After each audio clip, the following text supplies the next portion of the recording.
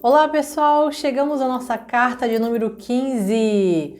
Bem-vindos e bem-vindos a este canal. Para quem é novo aqui, eu me chamo Nádia, esse é o canal Caminho na Espiritualidade, onde hoje é o último capítulo aí do nosso livro Cartas de uma Outra Vida, é a quinta carta aqui nesse vídeo, desse livro de William Sanches aqui. Então, se você de repente caiu aqui de paraquedas nesse vídeo, tem a playlist completa aqui na descrição, as cartas não têm uma ordem cronológica. Você pode, se quiser sentir vontade de abrir aí o vídeo da carta que te interessar pelo título, mas aconselho ver todas porque realmente elas todas têm um ensinamento maravilhoso aí para nós. E hoje na quinta carta Eu senti tudo mudar, tá? Acho que é o espírito Abdon, tá? E depois tem uma reflexão, então espero que gostem e vamos encerrar então essa nossa série de 15 vídeos, as 15 cartas. Vamos lá então, pessoal. E quem é nova, já se inscreve aqui no canal, não perca mais nenhum conteúdo aqui. Dá uma olhada aqui nas playlists, dá uma olhada aqui nos conteúdos. Tem também aqui compartilhamento de conhecimento, tem relatos sobre a minha caminhada espiritual também, várias coisas que eu passei. Então, dá uma olhada aí, fica à vontade, gratidão desde já. Eu senti tudo mudar, mas antes vamos ver aqui um trechinho de uma psicografia de Chico Xavier trazido por André Luiz. Abre aspas. A usina é um centro gigantesco de força, mas é a lâmpada que dosa em casa a luz de que carecemos. Meditemos na importância da vida em qualquer setor e trabalhemos nisso. Realmente não somos indispensáveis, porque a providência divina não pode falir quando falhamos transitoriamente, mas em verdade, segundo a sabedoria do universo, Deus não nos criaria se não tivesse necessidade de nós. André Luiz, psicografia de Chico Xavier. Vamos lá então. Nesse título, Eu senti tudo mudar, vamos ver então o que esse espírito quer trazer para nós aqui nessa carta. Vamos lá, começando. Eu sempre gostei de ajudar os meus pais. Trabalhávamos muito mesmo. O meu pai trabalhava no arado. Ele juntava 2 bois e colocava o jugo no pescoço deles. Com a ponta do arado, cavava a terra, preparando-a para uma boa plantação. Antigamente era desse jeito, né? Hoje é tudo máquina, né?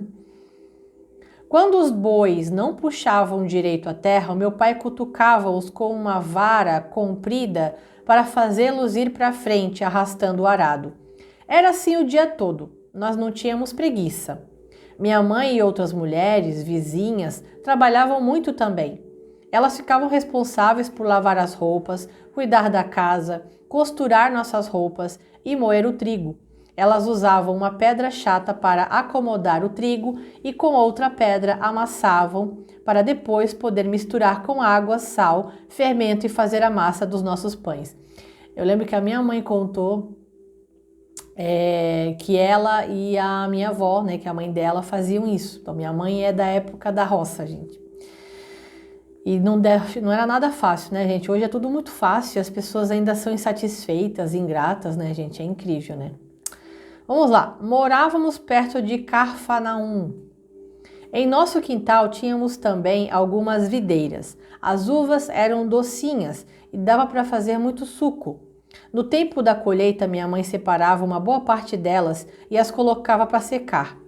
Ela dizia que o tempo não parava e logo não teríamos mais uvas. Secando-as, poderíamos comê-las mais para frente. Aí aquela uva passa, né?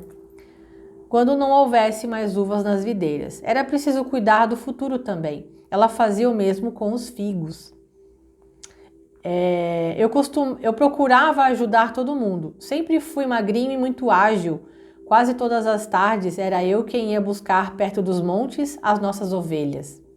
Nossa família possuía algumas cabras. Delas tirávamos o leite, que ajudava também no sustento da casa.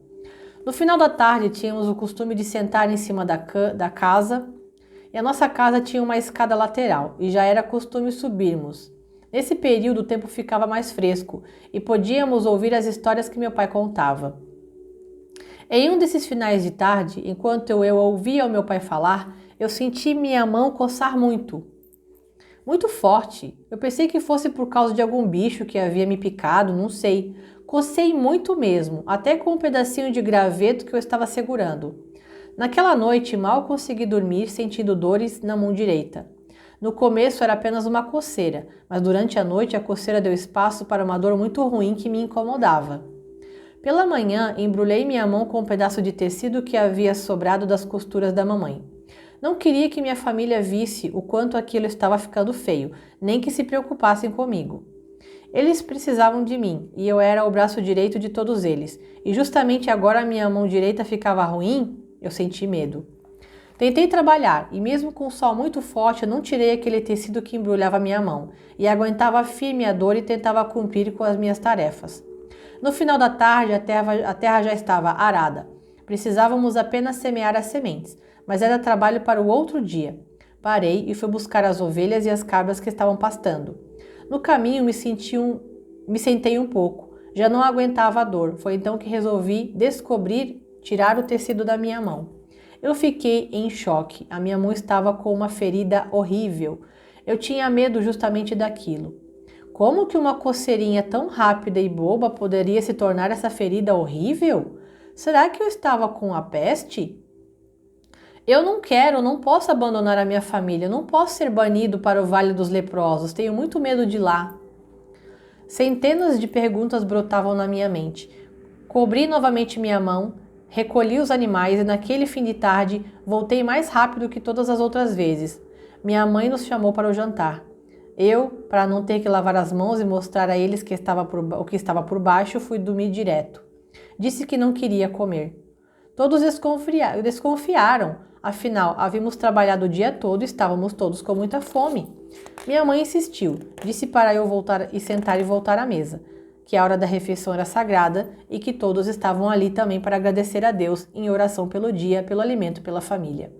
Quando viu minha mão embrulhada em um pano sujo de terra, de sangue, eu estava horrível, com um olhar desesperado e com vontade de chorar, e ela insistiu que eu contasse a eles o que estava acontecendo.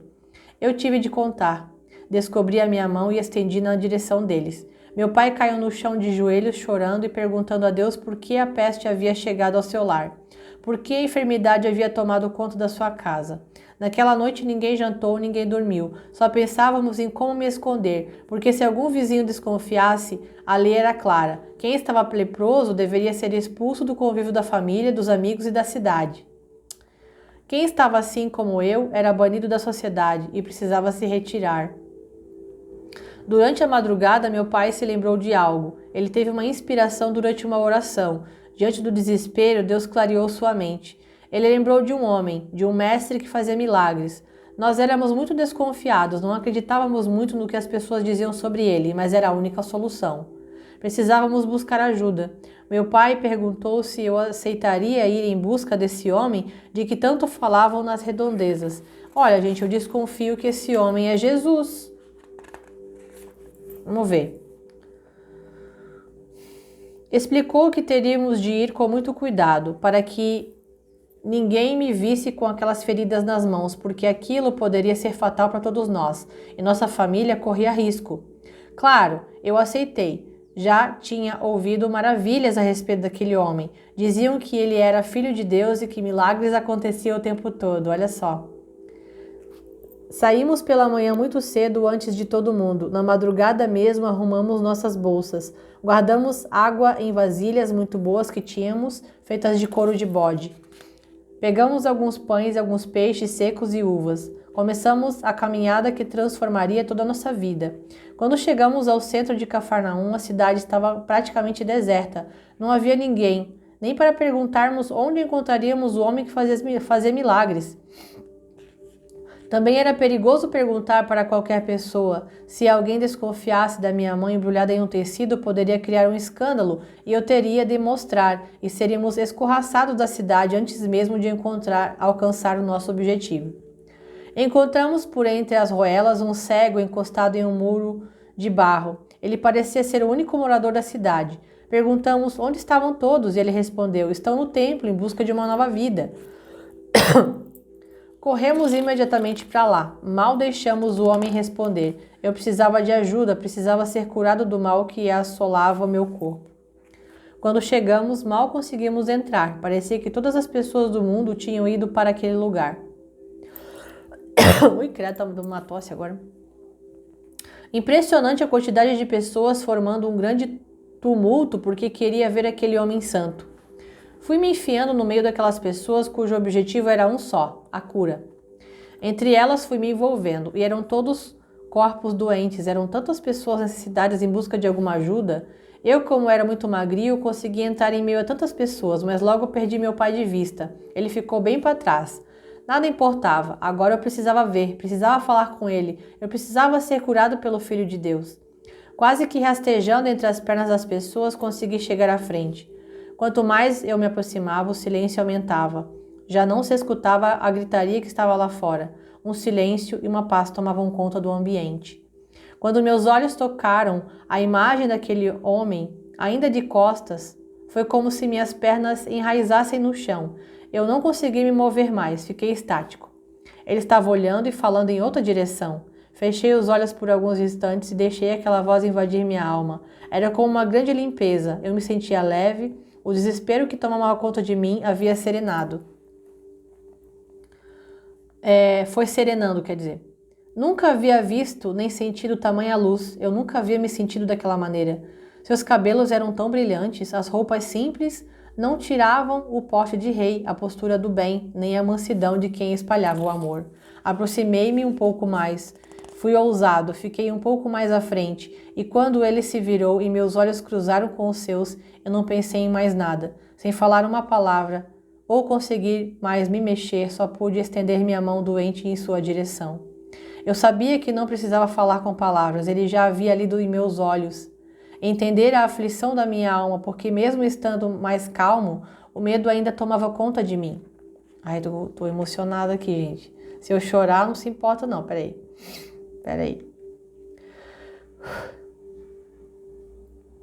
Ele então se dirigiu até mim, veio caminhando serenamente. Todos olhavam atentamente minha mão e o caminhar de Jesus. Os olhos das pessoas, os pensamentos, os corações, tudo parecia estar no mesmo compasso. Sim, era Jesus caminhando em minha direção. Seus olhos fixos e atentos em mim me fizeram esquecer completamente tudo o que eu estava passando. Lembro-me de sua frase: Filho, você tem fé?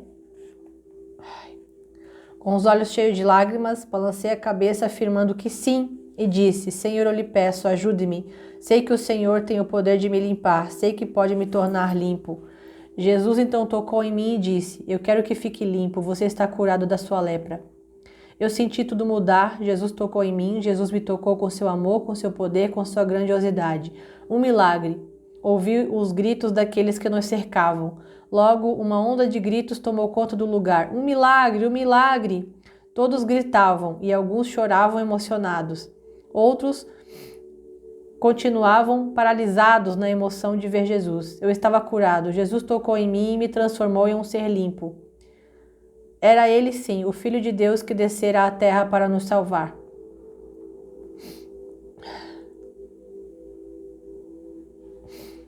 O clarão do mundo. O amor personificado. Jamais esqueceria aqueles olhos, aquela voz, aquele toque. Foram apenas alguns minutos, mas que se perpetuaram não só em minha vida, mas em toda a humanidade.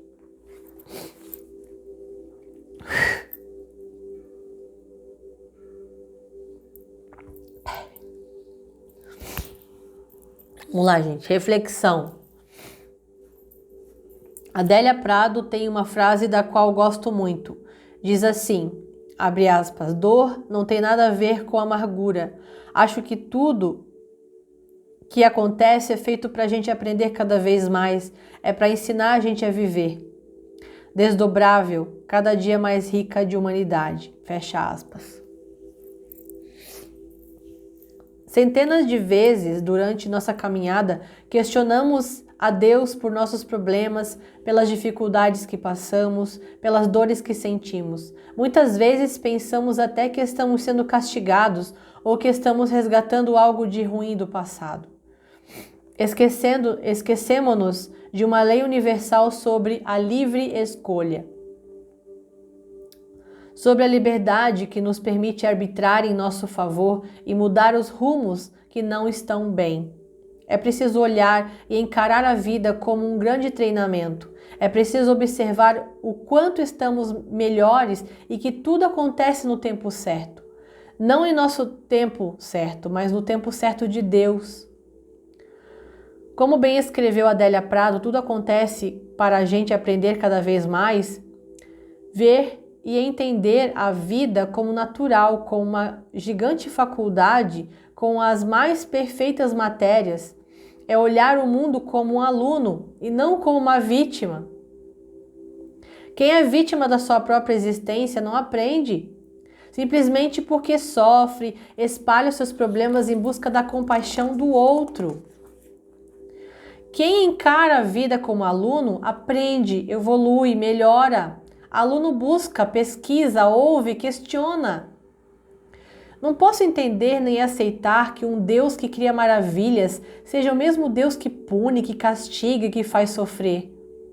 Na história de Abidom, que em hebraico significa servo de Deus, podemos perceber que ele busca Jesus, ele vai atrás da sua cura. Ele não fica em casa reclamando da sua doença, amaldiçoando a sua doença, nem maltratando o que ou quem está à sua volta. Ir atrás de Jesus não significa necessariamente ir a um templo, a uma igreja, a um mosteiro, a um centro espírita. Buscar a Jesus significa você ter seu coração, a sua alma conectado aos ensinamentos do Mestre. Jesus continua a nos buscar, ele nos espera com a sua luz e bondade. Jesus está interessado em curar os corações e os corpos feridos, e não em ferir mais ainda quem já está ferido. Jesus nos ensina que Deus não castiga e nem pune, mas que Deus é o amor e que a fé e a obra são ferramentas essenciais na caminhada em nossa evolução. Então essa carta ensina que devemos buscar a Jesus e que Ele está interessado em nos atender. Jesus continua a nos buscar, não pelas ruas de Israel ou Jerusalém, mas por meio dos seus ensinamentos de amor. Se você tiver fé, buscar e agir, as suas histórias serão escritas no caderno da alegria, serão tecidas em linhas de perseverança, com parágrafos de um otimista. As pontuações serão daquelas que podem esperar, mas sabem que seguirão sempre em frente. A história continua. Para cada término de parágrafo, outro logo se inicia em linha nova. Cada etapa é topo, cada momento é divino. Como é espetacular e tem dentro de si a força de quem sabe que vai vencer. Você é espetacular. Ninguém foi feito para ficar para trás, para perder, simplesmente porque Deus te ama e te deu a história da sua vida em suas mãos, para que você, além de construir, você seja um colaborador na evolução dessa obra terrestre. Cada história que se entrelaça à nossa tem um objetivo. Não nos relacionamos para aprender a nos relacionar com o outro, mas com nós mesmos. Ninguém, absolutamente ninguém tem uma vida como a sua. De todas as vidas escritas nesse plano, a sua é inédita. É só você a ver por completo. Os outros participam de etapas apenas. Uns participam mais, outras menos, mas todos são temporários. Só você é eternamente consigo. Não se preocupe se não está sendo amado do jeito que gostaria, ou se não está no emprego com que tanto sonhou, ou na casa onde planejou morar. A vida só quer de você uma coisa: que você siga em frente, que evolua e construa sua história no sucesso, na luz e na paz de quem sabe que está avançando. Então siga feliz na escrita da sua carta, da sua história. Caminhe na leveza de quem escreve o próprio caminho e o próprio caminhar. Teça sempre os melhores passos dessa e de outras vidas, sempre no amor.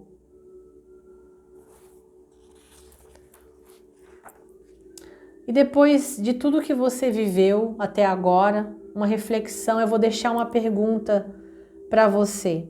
De tudo que você que está me ouvindo aqui agora, tudo que você viveu e o que você alcançou, onde você está hoje, olhando para todo o histórico da sua vida, o que você mudaria em sua vida? Eu deixo essa questão para você refletir nesse encerramento aqui. Para quem sabe, gente, para quem está acompanhando desde a primeira carta, a proposta de trazer a leitura de livro, tanto aqui quanto lá no meu outro canal também, que eu trouxe um do Augusto Cury, sobre superação no Universo Tarot 1111, a proposta de trazer, uma delas é eu também precisar ler, porque senão eu mesmo acabo às vezes procrastinando leitura. Eu sou muito bom em estudar envolvendo o meu trabalho, mas às vezes uma leitura como essa, que ela é tipo como que um livro de autoajuda ligado ao espiritual, por exemplo, às vezes eu acabo procrastinando a leitura, né? Ou então eu começo e eu não continuo. Então o que a proposta é? Então por isso que eu me emocionei também, porque além claro que se trata de Jesus, mas eu não tinha lido, a primeira vez que eu li essa carta foi agora. Todas as cartas que eu trouxe aqui eu li a primeira vez gravando o vídeo. Então assim, ó, o que você também pode estar precisando trazer para a sua vida, assim como eu decidi fazer isso, compartilhando com vocês aqui e ao mesmo tempo eu estou aprendendo junto. Então aqui o segredo está, então, se coloque como um aluno nesse planeta Terra e não como vítima das circunstâncias. Aprenda com os erros para você chegar aos acertos. Busque, pesquise, ouça, questione. Como é que você está escrevendo aí a sua história? Um dia você pode estar trazendo uma carta também para poder ajudar e ensinar alguém através da história da sua vida. Mas enquanto você está encarnado aqui agora, o que você pode fazer também para contribuir e ajudar e ser exemplo? Muitas vezes é tipo, eu só fiz erro, coisa errada, eu só fiz cagada na minha vida. De repente você tendo essa consciência, às vezes fazer, de repente assim, ó, ensinar seu filho, sua filha, ou criar um blog, um vlog, um canal, postagens na rede social, trazendo frases às vezes de incentivo para não fazerem, para as pessoas, tipo, de repente você tem uma consciência sobre o quanto é ruim a consequência de seguir tal caminho ou de tomar tal atitude, o quanto é ruim para si e às vezes também ruim para os outros. Porque pessoas que se conectam como vídeos como esse são pessoas do bem, pessoas que querem melhorar, que não importa os erros que cometeram, estão aqui querendo melhorar, estão aqui querendo aprender. Então, o que você mudaria em sua vida? Então você pode refletir sobre essa questão, essa indagação. Você mudaria alguma coisa do seu passado, por exemplo? Você gostaria, se tivesse uma máquina do tempo, você voltaria lá atrás? Eu não. Sabe por quê? Porque tudo que eu passei aconteceu para o que eu sou hoje. Porque se eu... claro, eu não tinha consciência. Só que a consciência que eu adquiri hoje, a minha consciência expandida hoje, o grau de expansão de consciência que eu tenho hoje, foi devido às buscas que eu tive baseado nas cagadas que eu fiz. Baseado nas escolhas erradas que eu fiz lá atrás. Nádia, mas se você voltasse no tempo, você poderia talvez hoje estar com uma consciência muito mais expandida. Será? Por isso que eu não me arrependo de nada. Eu só estou buscando então ser cada vez melhor. Estou buscando ser uma pessoa cada vez melhor. E aí isso envolve também colocar limites em pessoas que são tóxicas na minha vida. Isso envolve também colocar esse tipo de limite. Isso não me torna uma pessoa ruim, me torna uma pessoa que eu me amo e me valorizo a ponto de eu não permitir que isso continue fazendo mal para mim. Então, limite. Porque também não dá para ser aquela pessoa que vai tolerar tudo. Eu tenho compaixão, mas eu também não sou obrigada a ficar ali me colocando, sabe? Me humilhando. Então pensa sobre isso também. Então, novamente, o que você mudaria na sua vida? E às vezes, muitas vezes é isso, é o que eu preciso mudar. O que eu mudaria na minha vida? Colocar limite em gente que precisa ser colocado a limite? Em situação, em hábitos, em comportamentos? O que você precisa mudar na sua vida? O que você mudaria na sua vida agora? Para melhor? Para que as coisas possam ser melhores para a cura?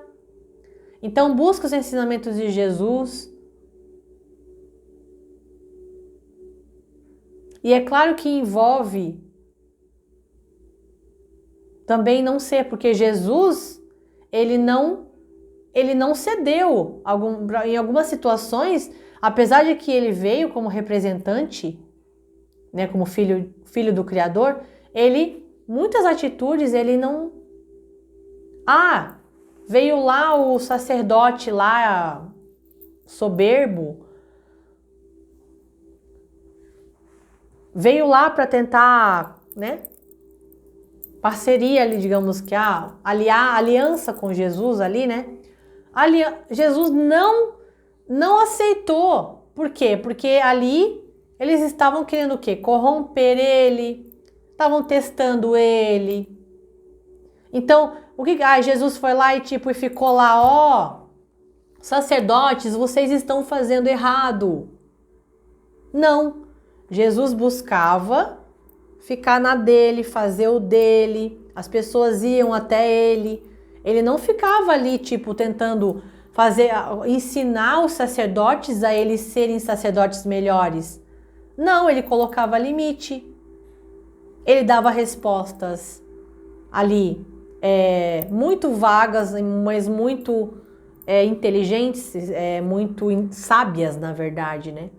Ele dava respostas muito sábias para os sacerdotes, mas ele não estava ensinando os sacerdotes, não, se quiser, eu trouxe aqui a palavra, eu não vou ali ficar corrigindo você, que você está ali manipulando as pessoas, você está fazendo errado e não sei o que lá, não sei o que lá, não sei o que lá.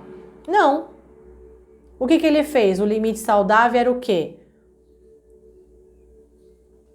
Evitar ali qualquer tipo de atrito.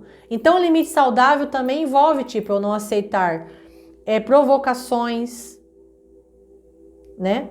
E às vezes, para não aceitar provocações, ou às vezes realmente não deixar brechas para que as pessoas te manipulem, te enganem e possam, né, ter ali uma brecha para fazer algum tipo de mal para você, você vai deixar, né? Você vai bloquear a pessoa, você vai deixar de frequentar ambientes daquela pessoa, deixar de receber a visita daquela pessoa, ou basicamente deixar de frequentar tal lugar, né? Deixar de frequentar a casa daquela pessoa, aquele local. Porque você justamente quer evitar confrontos, evitar conflitos, porque você quer a paz. E para quem quer paz não quer guerra.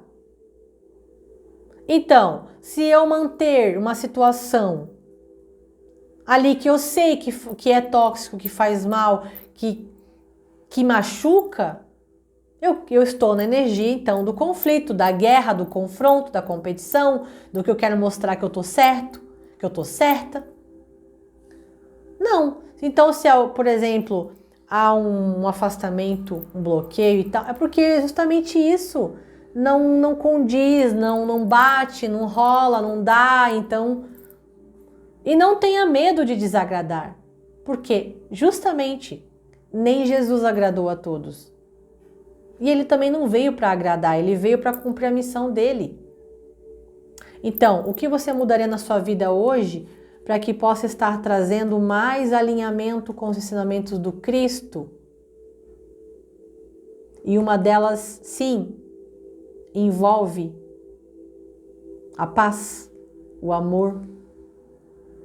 E eu posso amar, assim como o arquétipo da mãe, por exemplo, que ela tem essa questão do amor incondicional pelo filho. O amor incondicional verdadeiro pelo filho, o amor verdadeiro mesmo, ele vai ensinar os limites saudáveis. Então ele vai dizer não, a mãe vai dizer não quando tem que dizer não. Isso é amor também. Porque baseado na experiência, né, que se tem, que essa mãe tem, ou seja como for, né, independente do arquétipo de mãe, mas eu tô falando essa analogia, né, ela vai dizer não para aquele filho. Por quê? Por exemplo, vou dar um exemplo, no meu caso, a minha filha, ela tem o costume de não ter muitos cuidados com o brinquedo dela. Ela não tem um cuidado assim, né? Um cuidado que diga assim, tipo, sem quebrar, ficar sem uma perna, né? Quebrar ou perder peça. Ela não tem esse cuidado. Então, falei pra ela assim, ó, filha, enquanto você não aprender então a cuidar dos seus brinquedos, você não vai mais ganhar brinquedo nenhum. Você vai brincar com o que tem e eu não vou encher ela de brinquedo, porque ela tem que cuidar do que ela tem. Se ela não cuida dos brinquedos que ela já ganhou, que ela já tem, ela não vai ganhar outro. Não vai ganhar. Entendeu? É um limite ali que eu tô dando, por quê? Valores. Envolve valores. E não é porque eu não amo. Eu amo. Por isso que eu tô ensinando ela a melhor atitude. E aí ela vai ter consciência, opa, preciso cuidar do brinquedo, dos brinquedos. Se eu quero ter um brinquedo diferente, que eu não tenho ainda, né, de repente, sei lá, um brinquedo diferente, eu vou cuidar dos brinquedos que eu tenho. Se não, é aquela coisa, eu quero uma, de repente, sei lá, massinha de modelar e geleca, que é aquele slime. Aquilo ele não dura muito tempo, né? Logo fica tudo coisado, né? Aí vamos ver, a mãe vai pensar. Não é porque ela pediu a massinha e a geleca naquele momento ali que ela vai ganhar. Assim, vamos ver como é que vai ficar o teu comportamento. A mamãe vai pensar, tá? Enquanto isso você vai brincando com esses brinquedos aí, vai brincando com os bonequinhos, vai brincando com a boneca, vai brincando com o Minion, vai brincando, entendeu? Então, mais ou menos isso também, né, gente? Então a gente precisa observar essas coisas também. A gente tá dando limites saudáveis pra gente também.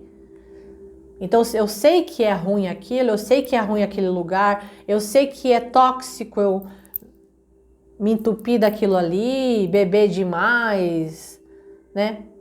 Tá tendo esse tipo de coisa. Então o que você mudaria em sua vida hoje para você ter uma vida mais saudável? Porque aqui nós falamos sobre uma energia envolvendo a doença, a lepra, né? Então, você tá dando a devida importância aí para a tua vida, a ponto de você, né, evitar, que nem o menino também, ele não deu importância, né? Deu uma coceirinha, daí a coisa ficou grave. Ele não estava, né, não estava dando tanta importância assim, ele não queria incomodar ali, né, a rotina da família e tal. Aí de repente a coisa ficou grave, né? Tava indo para um lado assim, né? E aquilo poderia se espalhar pelo corpo todo, né? Então, às vezes é aquela coisa, né, gente? Eu digo por experiência própria, eu tenho um relato aqui nesse meu canal que eu era uma pessoa que eu bebia muito. Então, eu bebia muito álcool, né? Fumava, outras, né, coisas também que eu relato, que já, né, que cheguei a consumir. Nada grave assim, né? Tipo, drogas químicas graves, não, isso não. Mas assim, principalmente o álcool, né? Eu bebia muito mesmo, né? Então, era muito assim, eu ansiava pelo final de semana, E eu era aquela pessoa que eu não fumava e não bebia durante a semana, mas chegava final de semana também extravasava, né? Também, nossa, ficava um caco depois, né? Então, aquela fuga, né? No fim era tudo uma fuga, né? Então, a longo prazo, ia começando a deteriorar os meus órgãos, eu ia começar a ter as chances de ter uma doença aí ligada ao alcoolismo e tal, entende, gente? Então, assim, ó, não dá pra gente também deixar pra depois. Não dá pra também a gente deixar, tipo, e também é o que eu te falei, né? É só final de semana. É só final de semana. Só que é todo final de semana. Então, por exemplo, eu não fumava durante a semana, mas aí no final de semana era 2 carteiras de cigarro. Aí eu fumava aqueles Sampoerna, aquele cigarro de cravo, de menta, aquelas coisas, né? E aí o que acontece? Eu adquiri uma bronquite. Uma das coisas, né, relacionada ao cigarro, eu adquiri uma bronquite. E 2 obsessores também. E 2 obsessores também que começaram a ser meus coleguinha, né? Fumando e bebendo comigo, né? Então, gente, isso é uma forma também de a gente abrir portas também para a doença, né? Então, assim, até hoje eu tenho que cuidar, eu tenho que usar no inverno, eu tenho que começar a usar aquelas maquininhas de respirador, tem que fazer nebulização, porque senão daí eu tenho que tomar antibiótico, entendeu? Então é uma coisa que é eu plantei essa fragilidade nos meus pulmões, por causa então né? Por causa principalmente ali da parte do fumo, né? Então, gente, vamos observar isso. Eu espero que, né, vocês tenham gostado de toda a série aí dos 15 vídeos, tá bom? Gratidão imensa e eu vou falar agora, na próxima, eu vou trazer um livro, não tá aqui agora, mas tá no outro quarto. Crianças Cristais, tá? Eu vou falar de um livro que eu tenho sobre crianças cristais, que vai trazer um gancho pro autismo também, segundo o que aquele livro diz.